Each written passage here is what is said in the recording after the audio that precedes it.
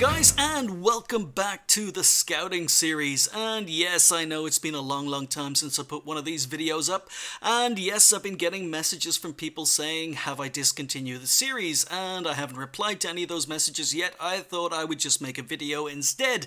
And no, I haven't discontinued the series. It's just a lot of things have happened in World of Tanks that kind of makes the series less relevant. When I started the Scouting series, I just wanted to teach people the basics of scout tanks, of light tank play. So we covered things like passive scouting, we covered things like active scouting, we covered things like bush mechanics, we covered things like map awareness, spotting breaks in enemy lines, getting behind the enemy and causing chaos, forcing the enemy to turn so that your friendlies would have shots. We covered things like the difference between assistance damage and direct damage. And a lot of the things I wanted to talk about regarding scouting were already covered in previous videos, and I felt that the Scouting series was turning into basically nothing new. It was simply just when I had a good light tank game, I'd put it into the Scouting series and go, here's a light tank game. And they're just basic replay videos, and I don't do just basic gameplay videos. It's either an ace tanker or one of your replays, or it's something that I want to talk about. And if it was simply just a good light tank game, that's not enough reason for me just to want to talk about it. So essentially, I found myself uploading just basic games without actually anyone learning or me communicating anything. So I haven't discontinued it, but I'm only going to put out scouting videos whenever there's something to talk about. Another reason I haven't done very many scouting videos recently is because basically a lot of the maps that have been added to the game since the last scouting videos are corridor maps. They're maps that basically force light tanks to play like aggressive medium tanks. A lot of the maps that used to be great scouting maps have been changed, and they're less good. There's less opportunity for pure scout work. It's basically just playing your light tanks as fast mediums and damage dealers, and you're seeing more and more good players in light tanks playing their light tanks like damage dealers. They're not going into scouting positions, they're not trying to get spots, or if they are, they're suiciding. But a good player in light tanks now go for damage. They play them like medium tanks, and because WN8 is rigged so high for damage in a light tank, a lot of good players try to get high WN8 scores by playing their light tanks like mediums and just going for damage. And as a result, I've been doing the same. I mean, I've been playing a lot of light tanks recently. I've been unlocked a lot of light tanks recently, the RU-251, the M41 Bulldog, and this new one, the AMX 1357F, but I've been playing them like medium tanks, and really there isn't much to talk about when you do that. It's simply just medium tank gameplay in a light tank and doing some damage dealing. So really, it's a lot of it is down to the change in the game mechanics that wargaming are going, or the direction World of Tanks is moving, where light tanks are played like aggressive mediums as opposed to being pure scouts. Now, there still are a few pure scouts in the game, and when the opportunity arises, I will try and do some scouting. But in the main, when I'm playing light tanks these days, it seems to be just like medium tanks and damage dealers. But anyway, getting back to this particular video, as I say, I'm not discontinuing the scouting series, don't worry. It's just that videos are going to be rare because I'm not going to put them up unless I have something to talk about. And today we are going to be talking about the AMX 1357F. I was hoping to get this video out a few days ago, but unfortunately I'm just getting back to gaming, and I'm spending more of my time actually playing games than I am actually uploading or making videos. So after a long break away from PC gaming, unfortunately it was a choice. I can either make videos or I can play and try and get new footage. So I've been playing, and I can't play and make videos at the same time. But thankfully I'm starting to build up my footage collection, and I'm going to take a couple of days to sit down and make videos. So yes, I know I've been missing the daily video recently, but that's going to be coming back very soon.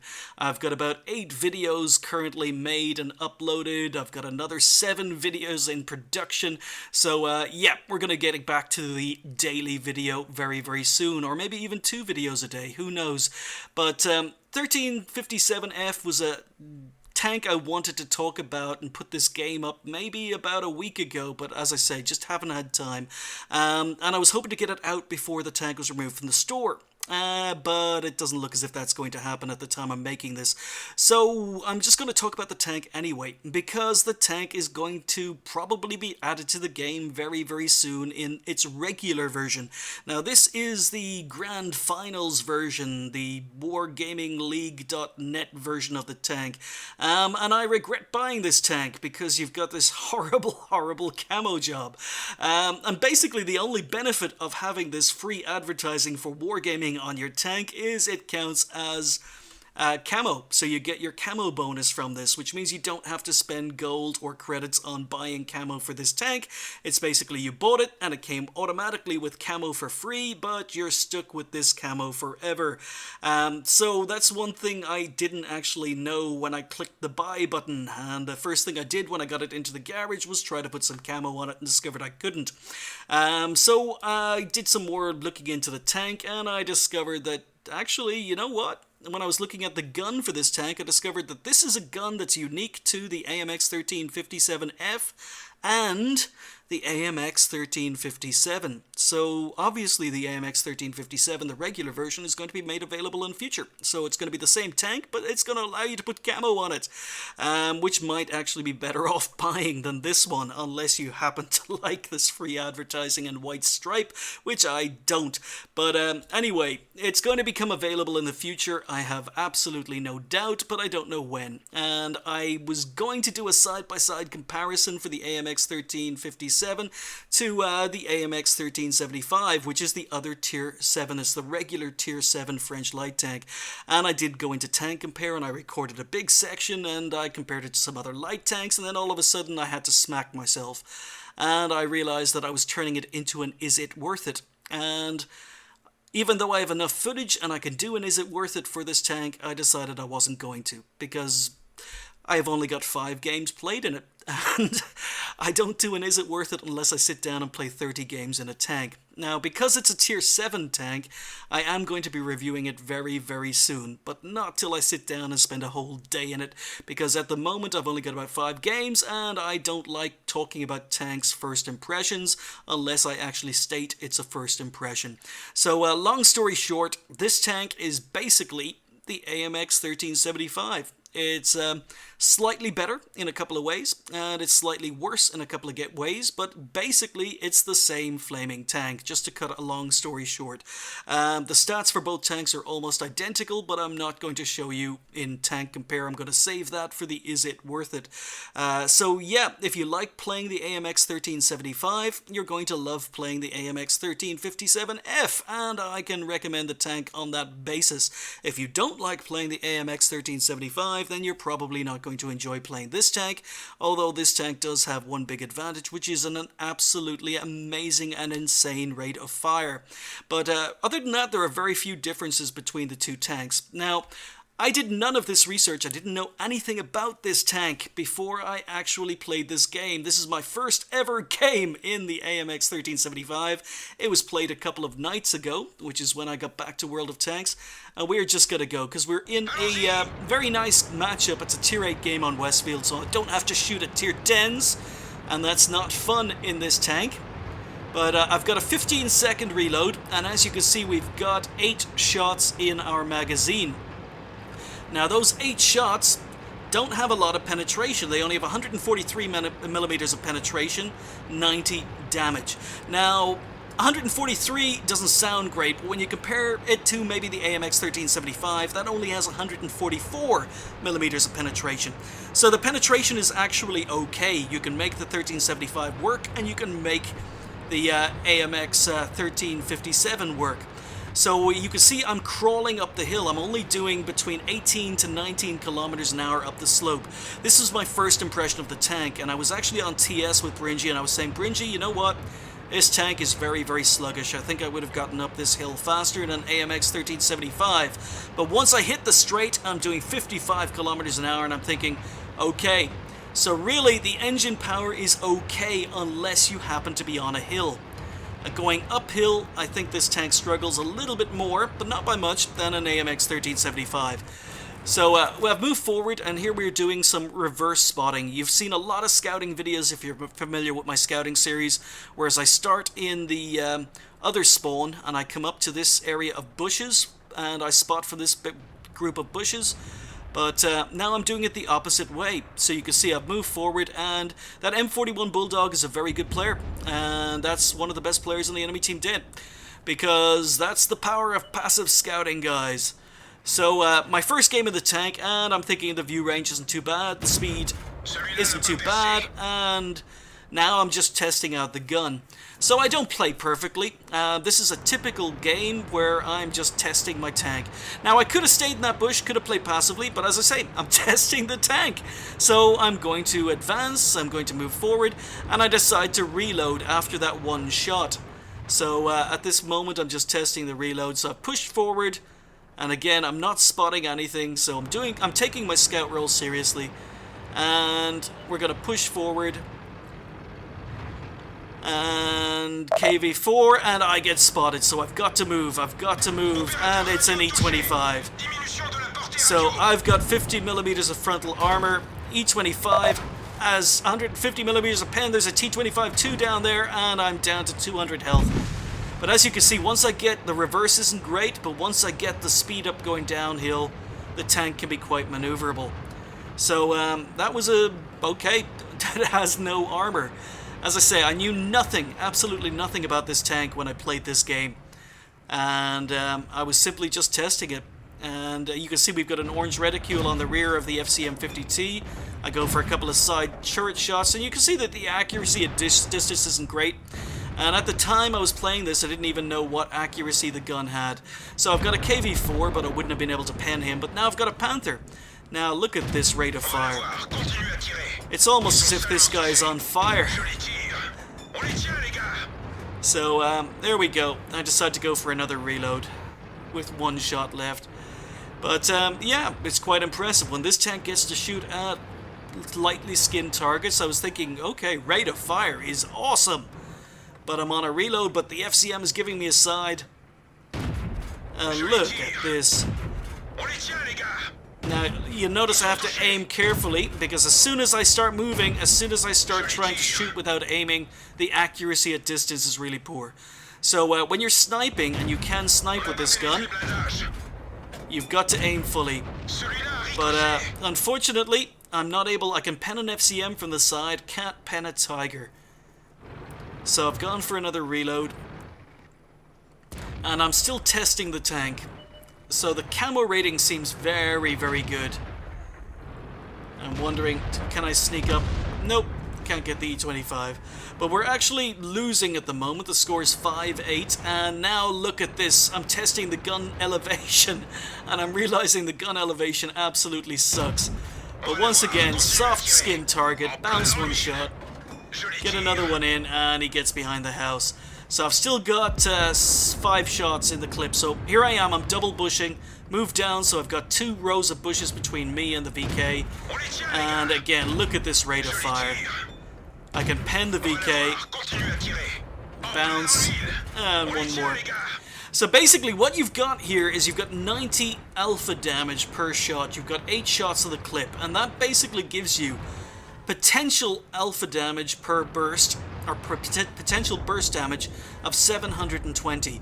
Now that's not as high as the AMX 1375, but it's still pretty good, providing you can hit and pen all your shots. So I spot RT, and again I'm struggling with his gun. Oh, badly aimed.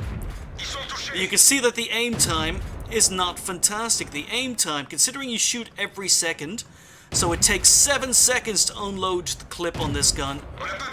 But because you're firing every second, you've actually got a 2.3 second aim time. So we're still slightly losing. We've pulled it back to 10-11. But yeah, it's another one of these tanks that aims slower than it reloads. So reload is 1 second between shots. Oh, got spotted, and I've got to get out of there. So there's an SU, there's a T25-2, I know there's a Tiger in the village, so I'm moving erratically, trying to force them to miss. There you go, he's missed. I've dropped off radar, so now I move back down. He still is expecting me. Yeah, there he goes, he's still blind firing where I was last spotted. So, yeah, I mean, the tank performs. We're up to 1400 damage, my first ever game in the tank. You can see the burst fire. But we're still losing. It's 3, 4, 11, 12 on the score sheet. And I'm wondering, I'm thinking, oh, okay, let's go forward. Let's use the hill to get some downward momentum. And then the T-25-2 appears. And I'm wondering, did he spot me? Did he spot me? Did he spot me? Let's get some shots in. Look at this rate of fire. So I missed the first one because I wasn't fully aimed, but there we go. Look how quickly we're able to take him out.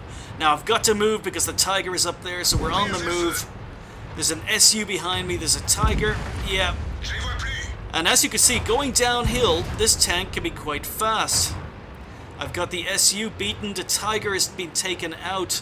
Just a T-34 that was in cap. I've still got 3 shots in my magazine. But the SU is advancing. So we've got a tank up in F0 who could shoot that SU-152, and we've got a Panther 88 in spawn. So again, I'm just doing the scout thing. I've gone for a reload. I've run out of regular AP. I'm going to test my premium ammo. And the premium ammo gets 195 millimeters of penetration. However, it's really, really expensive. So if you're firing premium ammo in this tank, even if you pen and do damage, because your alpha damage is so low, you're going to be losing money. So I'm just trying to spot the SU. And there he is. And look at the camo rating. Not spotted. And again, we're shooting through trees, shooting through bushes. And look at that rate of fire. Unfortunately, he goes stealth, and I get another shot in, but I bounce the last shot, and the SU survives. I wasn't spotted, guys. While I was shooting at that SU, I was not spotted.